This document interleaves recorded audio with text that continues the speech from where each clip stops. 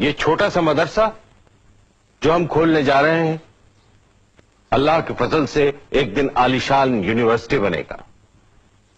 میں نے کلکٹر صاحب جناب ہنری لارنس کو ایک درخواست دی. یہ درخواست کلکٹر صاحب نے انگریزی حکومت کو بھیج بھی دی، جس میں ہم نے کہا ہے کہ یہ جو 74 ایکڑ زمین بیکار پڑی ہے وہ ہمیں یونیورسٹی بنانے کے لیے دے دی جائے. اگر اتنی نہیں تو کم سے کم اتنی زمین ضرور دی جائے جس میں ہم ایک اچھا کالج بنا سکیں. باقی زمین تو ہم قومی چندے سے خرید لیں گے.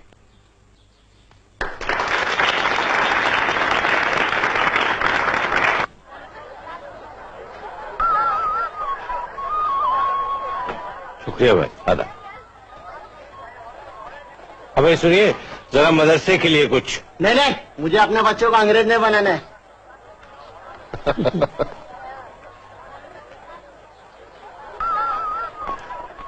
لاؤ بھی.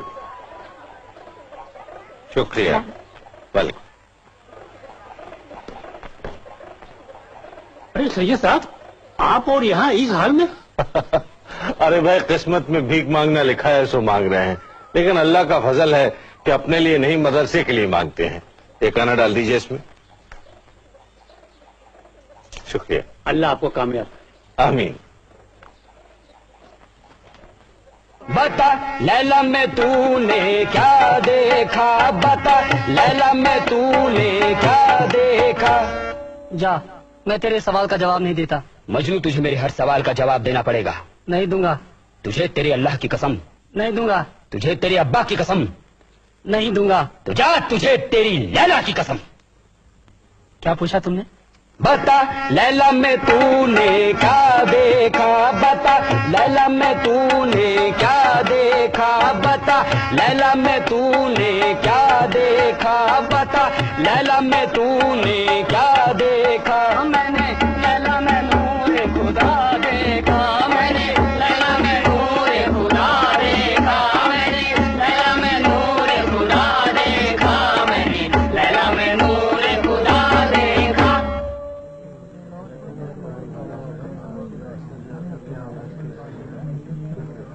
مجھے یہاں اسٹیج پر دیکھ کر کون لوگ خوش نہیں؟ وہی لوگ جن کے دلوں میں قوم کے لیے محبت نہیں ہے، جن کے دلوں میں جھوٹی شیخی بھری ہوئی ہے. ارے رئیسوں، دولت مندوں، تم یہ مت سمجھو کہ تم نے اپنے بچوں کے لیے سب کچھ جٹا لیا ہے. تم سے پہلے بھی بہت سے لوگوں نے ایسا سوچا تھا، لیکن آج ان کے بچوں کا کیا حال ہے؟ یہ حال ہے کہ ہم ان کے لیے اسٹیج پر کھڑے ہوئے ہیں. آپ مجھے کافر سمجھتے ہیں، غدار سمجھتے ہیں، سمجھیے، لیکن اگر کوئی کافر اپنے ہاتھوں سے آپ کے لیے مسجد بناتا ہے تو کیا آپ اس مسجد کو ڈھا دیتے؟ کچھ کافر کو یہ مسجد، یہ مدرسے بنا لینے دیجئے. میری محنت پر رحم کیجئے.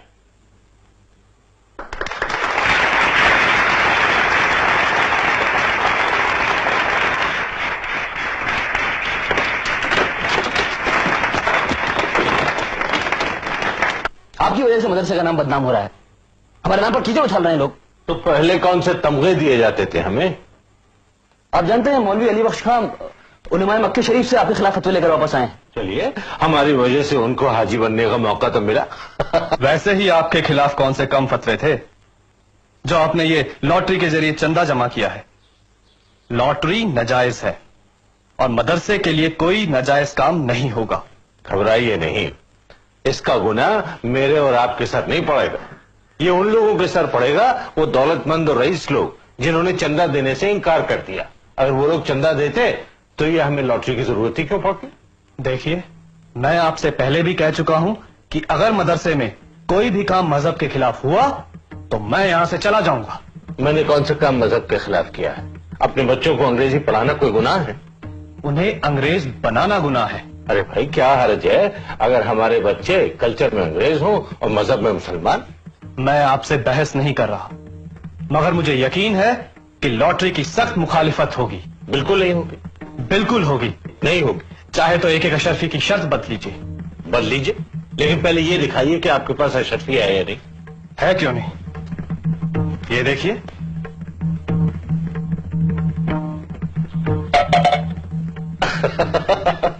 اب دیکھیے میں نے آپ کو گناہگار ہونے سے بچا لیا، کیونکہ شرط بدنا لاٹری سے بڑا گناہ ہے۔ اب نکالیے ایک اور اشرفی۔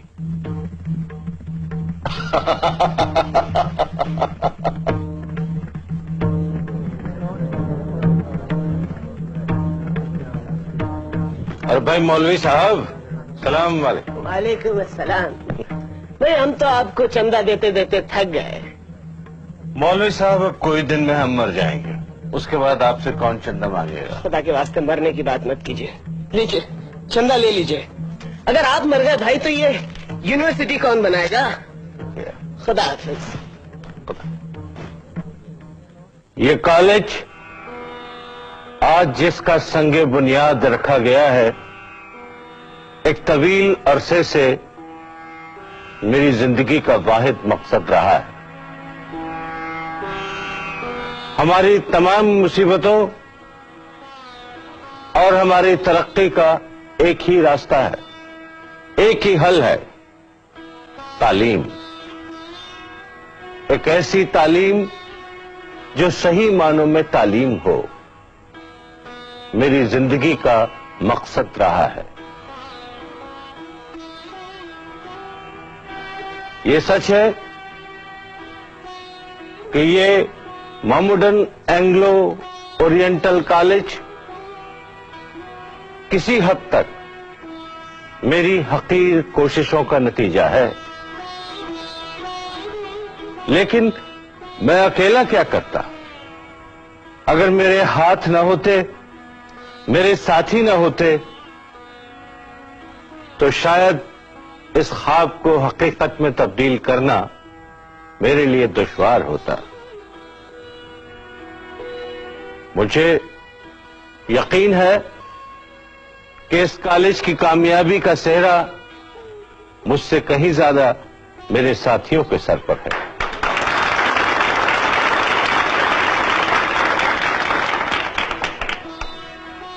مجھے یہ دیکھ کر اطمینان ہوتا ہے اپنے زندگی کے آخری حصے میں کہ جس کام نے مجھے اتنے عرصے تک باندھے رکھا، اس کام نے ایک طرف مجھے میرے ہموطنوں کی ہمدردی دلائی، تو دوسری طرف انگریز حکمرانوں کی حمایت بھی۔ کچھ عرصہ جاتا ہے، میں آپ لوگوں کے بیچ میں نہیں رہوں گا، لیکن اگر اللہ نے چاہا تو یہ کالج ترقی کرتا رہے گا اور میرے ہم وطنوں کو تعلیم کی دولت سے مالا مال کرتا رہے گا۔ شکریہ۔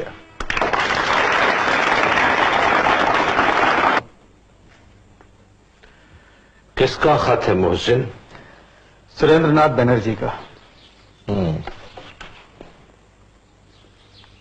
پڑھو کیا لکھا ہے۔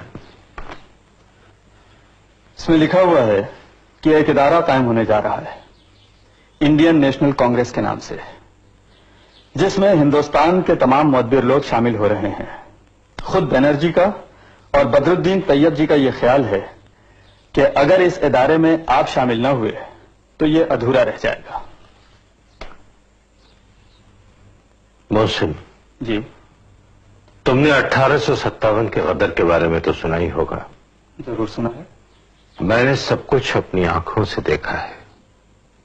مسلمانوں پہ جو گزری وہ میں خوب سمجھتا ہوں۔ اور اس کے بعد آپ ہی نے تو اسباب بغاوت ہند میں کہا تھا کہ وائسرائے کی کونسل میں ہندوستانی نمائندے بھی ہونے چاہیے۔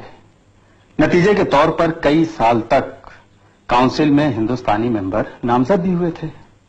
ہاں، مگر اب یہ وائسرائے کی طرف سے نامزدگی کی بات نہیں کر رہے ہیں، اب یہ الیکشن کی بات کر رہے ہیں۔ सरकार से लड़ने झगड़ने की बात कर रहे हैं। अब ये बंगाली लोग पिछले 100 साल से अंग्रेजी पढ़ रहे हैं, ऊंचे ऊंचे ओहदे पा गए हैं, इनकी माली हालत भी हम लोगों से कहीं ज्यादा बेहतर है, ये अपने हक के लिए लड़ सकते हैं। लेकिन अगर हमने लड़ाई झगड़ा शुरू किया तो ये हमारे लिए बहुत नुकसानदेह साबित होगा। 1857 के बाद जो कुछ हमने पाया है वो भी हम खो बैठेंगे। तो फिर इस खत का क्या जवाब देना है? अब जवाब क्या देना है, वो लोग अपने हक के लिए लड़ रहे हैं, उन्हें लड़ने दें। हम जो काम कर रहे हैं बच्चों की तालीम का, वो हम करते रहेंगे।